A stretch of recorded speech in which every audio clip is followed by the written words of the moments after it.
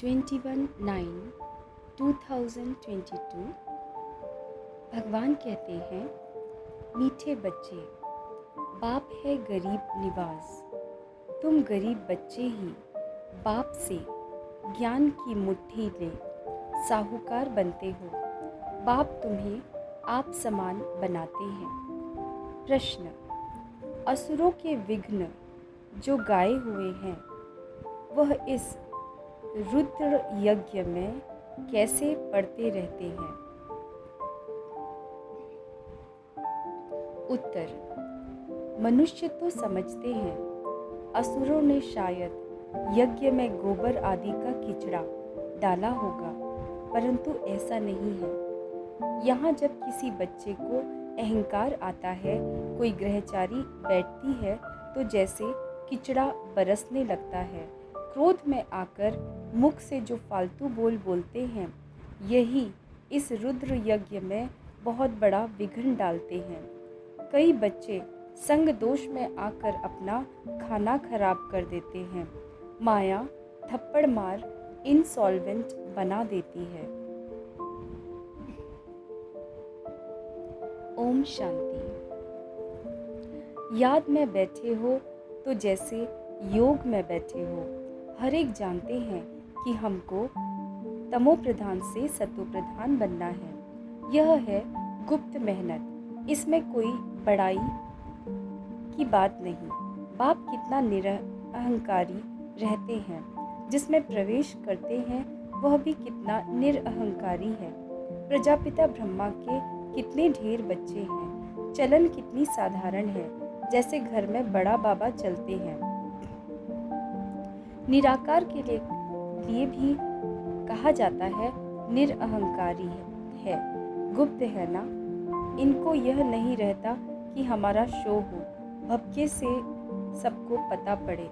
भपके से नाम तो होता है ना। बाप कहते हैं यह सब रस्म रिवाज कलयुगी देह अभिमानियों की है। यहाँ तो शांत में आते जाते हैं। बाबा तो हमेशा कहते हैं स्टेशन पर भी कोई ना आवे, कोई हंगामा नहीं। बाप कहते हैं मुझे गुप्त ही रहने दो, इसमें ही मज़ा है। बड़े भपके वालों को, बड़े आदमी को मारने में भी देरी नहीं करते। बाबा तो है ऊंचते ऊंच, चलन गरीब से गरीब चलते हैं। बाप गरीब निवाज है ना, गरीबों से ही मिलने आते हैं। साहूकार लोग तो नामी ग्रामी मनुष्यों से ही मिलते हैं। इनको तो गरीब ही प्यारे लगते हैं। गरीबों पर ही तरस पड़ता है, तो बाप गरीबों पर तरस खाते हैं। ज्ञान की मुट्ठी भर देते हैं, तो तुम साहूकार बनो। साहूकारों का ठहरना मुश्किल है, दरकार ही नहीं है इस ज्ञान मार्ग में। गवर्नमेंट को तो धनवान लोग बहुत मदद करते हैं ना, नामी ग्रामी है ना। वहाँ तो बहुत दान करने वालों का नाम अखबार में निकाला जाता है। यहाँ गरीब दान करते हैं तो अखबार में डालना चाहिए। चावल की मुट्ठी देकर फिर महल ले लेते हैं। बाप गरीब निवास गाया हुआ है, सबसे मिलते जुलते रहते हैं। बड़ा आदमी मसाला बेचने वाले से मिलेगा नहीं। यहाँ तो है ही गरीब, उन्हों को ही साहूकार बनाना है। बाप तो है गुप्त, गरीब ही बाप से अपना वर्षा कल पहले मुआफिक ले लेंगे। ड्रामा में नूंद ही है। साहूकार तो बलि चढ़ न सके। हाँ, इनको शिव बाबा को कोई वारिस बनाए तो कमाल कर दिखावे। बाप कहते हैं मैं आता ही हूँ साधारण तन में, गाया हुआ है निराकार निरअहंकारी। गाते भी है ना गोदरी में करतार। देखो बाबा ठंडी में गोदरी ले आकर बैठते हैं ना। पतित पावन बाप को कोई जानते नहीं है। बाबा बैठकर समझाते हैं कि हे भारतवासी बच्चों, तुमको स्वर्ग का मालिक किसने बनाया? लक्ष्मी नारायण के चित्र भी यहाँ रखे हैं। यहाँ तुम अविनाशी ज्ञान रत्न प्राप्त कर और दान करते हो।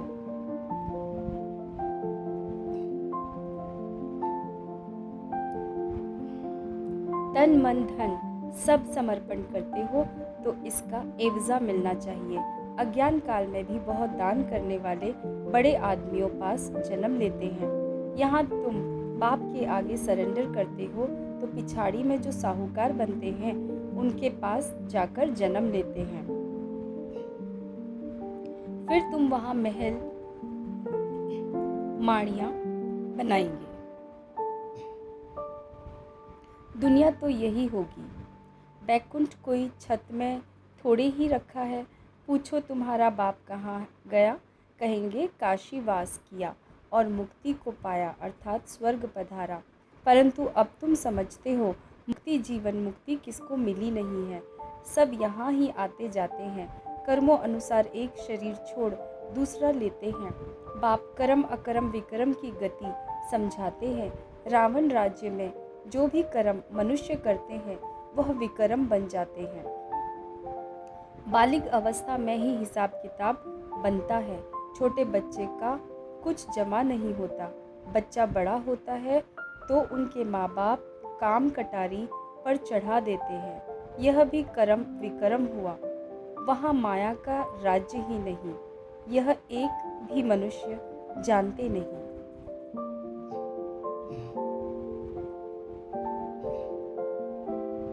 तुम बच्चों को बाप देही अभिमानी बनना सिखलाते हैं और कोई सत्संग में ऐसे नहीं कहेंगे कि तुम्हारी आत्मा में सारा पाठ बजाने की नूंद है। आत्मा शरीर छोड़ दूसरा ले पाठ बजाती है। आत्मा ही कानों से सुनती है। अब तुमको सेल्फ रियलाइजेशन कराया है। हम आत्मा ही 84 जन्म लेते हैं।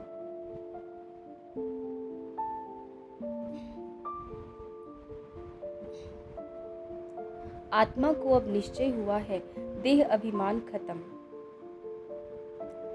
पहला अवगुण ही यह है। देह अभिमान आने से ही और विकार चटकते हैं। तो अब देही अभिमानी बनना है। बाबा हम आत्माएं बस आई की आई, 84 जन्म पूरे किए, ड्रामा अब पूरा हुआ। अब हमको नया जन्म मिलेगा। खुशी होनी चाहिए ना।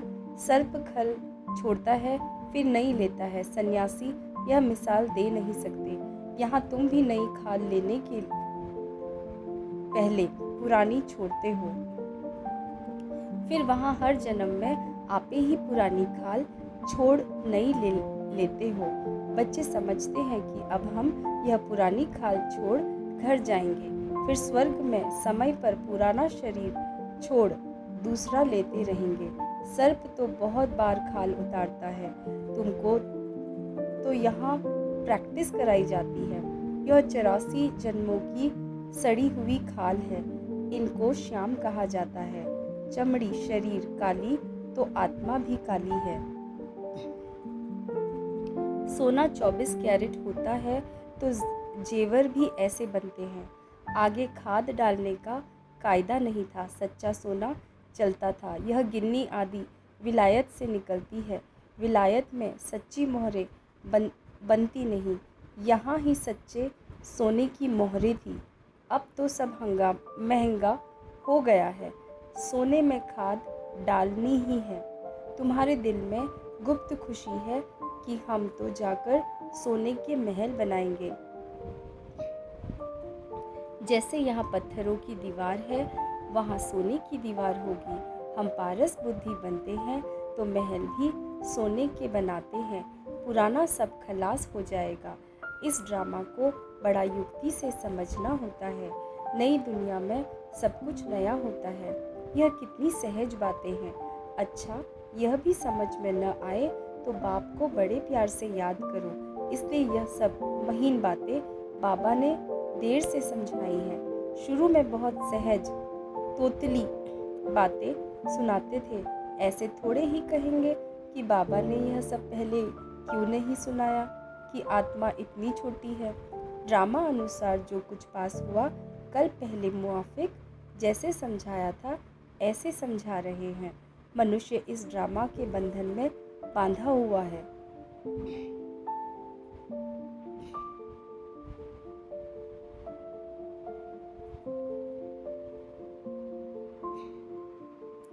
कल बाद ही फिर ऐसे समझा रहे हैं, फिर भी ऐसे ही समझाएंगे।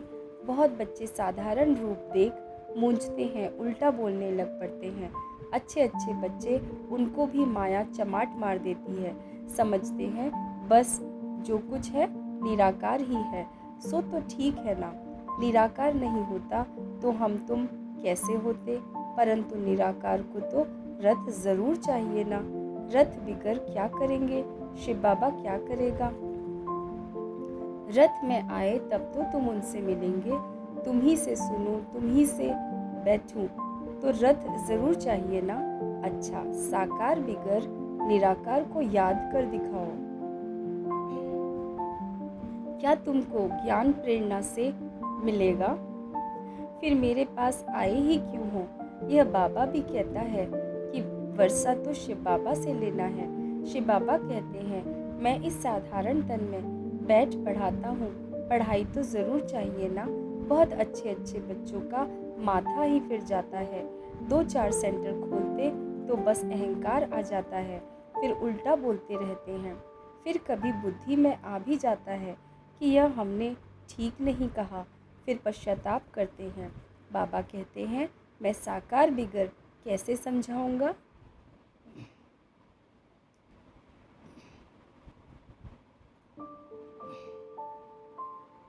इसमें प्रेरणा की तो बात ही नहीं। मैं टीचर के रूप में पढ़ाता हूँ, बैठता हूँ। गरीबों पर माथा मारते हैं, गरीबों को ही दान करना चाहिए। कोई भी बात समझ में न आए तो बोलो अच्छा बाबा से पूछकर बताएंगे, क्योंकि ज्ञान की अभी बहुत मार्जिन है। आगे चलकर समझते जाएंगे। दिन प्रतिदिन तुम नई नई पॉइंट सुनते रहेंगे। तुम बच्चों को तो बिल्कुल ही निरअहंकारी बनकर रहना है। अहंकार आने से ही फिर सारा किचड़ा बाहर निकल आता है। किचड़े की जैसे वर्षा होती है। कहते भी हैं रुद्र यज्ञ में असुरों का किचड़ा पड़ा। वह समझते हैं शायद गोबर आदि डालते होंगे।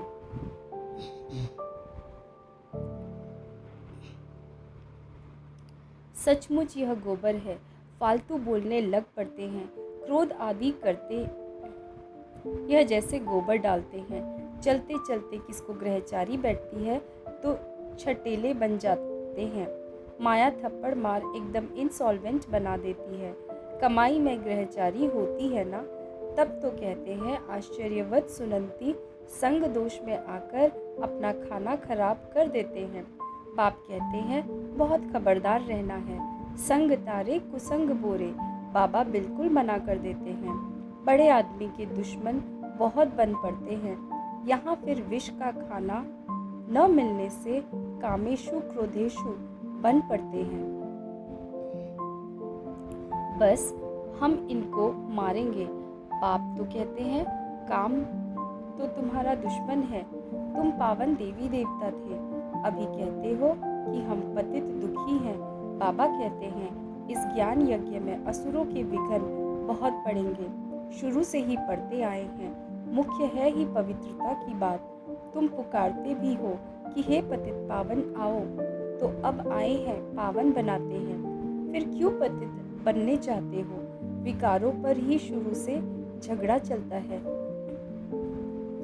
बच्चियां भी कहती हैं हमको तो बाप से वर्षा जरूर लेना है, कुछ भी हो जाए। बाप क्या करेगा? मारेगा ना। लड़ाई में कितने मरते हैं, तुमको बाप कोई मार नहीं डालेगा।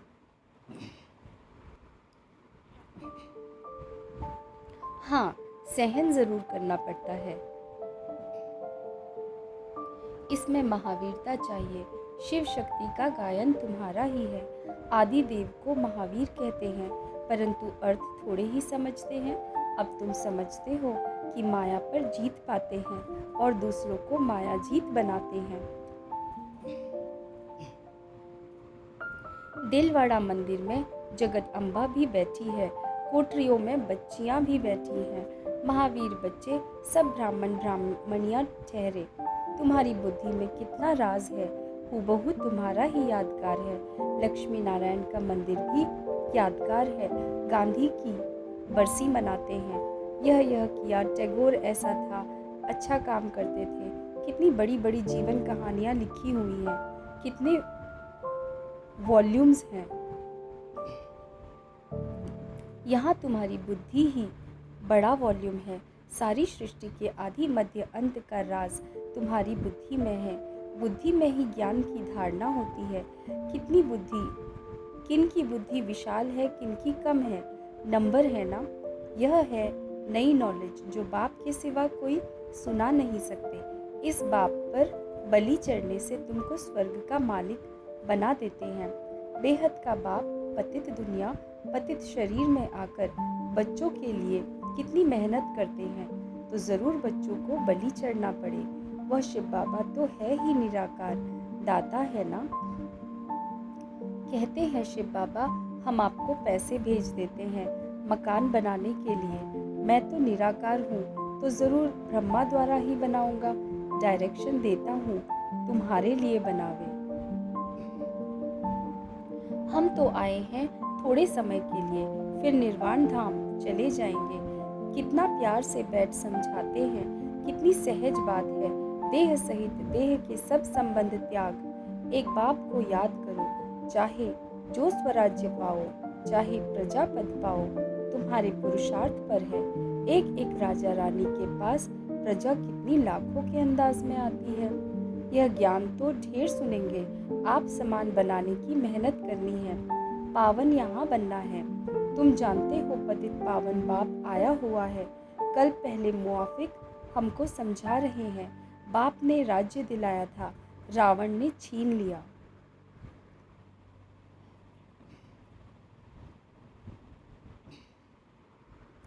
हार कैसे हुई है, फिर जीतना कैसे है, यह भी बुद्धि में है। बहुत बच्चे यह भी भूल जाते हैं। माया नाक से पकड़ लेती है। सेकंड में जीवन मुक्ति पाते हैं, फिर झट जीवन बंद भी हो जाते हैं। देरी नहीं करते। बाप कहते हैं बच्चे खबरदार रहो, तुम रूप बसंत बन सदा मुख से रतन ही निकालो। किचड़ा सुनने भी नहीं चाहिए। समझो हमारा यह दुश्मन है। ज्ञान के सिवा और सब बातें सुनना इविल है। अच्छा, मीठे मीठे सीखे लदे बच्चों प्रति माता पिता बाप दादा का याद प्यार और गुड मॉर्निंग। रूहानी बाप की रूहानी बच्चों को नमस्ते।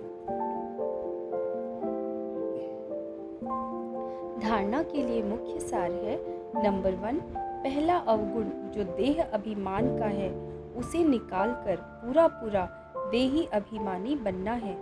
दूसरा, अविनाशी ज्ञान धन जो बाप से मिल रहा है उसका दान करना है। बाप समान निरअहंकारी बनना है। मुख से रतन निकालने हैं, ईविल बातें नहीं सुननी है। वरदान है, रहम की भावना को इमर्ज कर दुख दर्द की दुनिया को परिवर्तन करने वाले मास्टर मर्सीफुल भव। प्रकृति की हलचल में जब आत्माएं चिल्लाती हैं, मर्सी और रहम मांगती हैं, तो अपने मर्सीफुल स्वरूप को इमर्ज कर उनकी पुकार सुनो। दुख दर्द की दुनिया को परिवर्तन करने के लिए स्वयं को संपन्न बनाओ। परिवर्तन की शुभ भावना को तीव्र करो। आपके संपन्न बनने से यह दुख की दुनिया संपन्न समाप्त हो जाएगी। इसलिए स्वयं प्रति चाहे सर्व आत्माओं के प्रति रहम की भावना इमर्ज करो। जहाँ रहम होगा वहाँ तेरा मेरा की हलचल नहीं होगी। स्लोगन है, ज्ञान और योग के दोनों पंख मजबूत हो तब उड़ती कला का अनुभव कर सकेंगे। ओम शांति।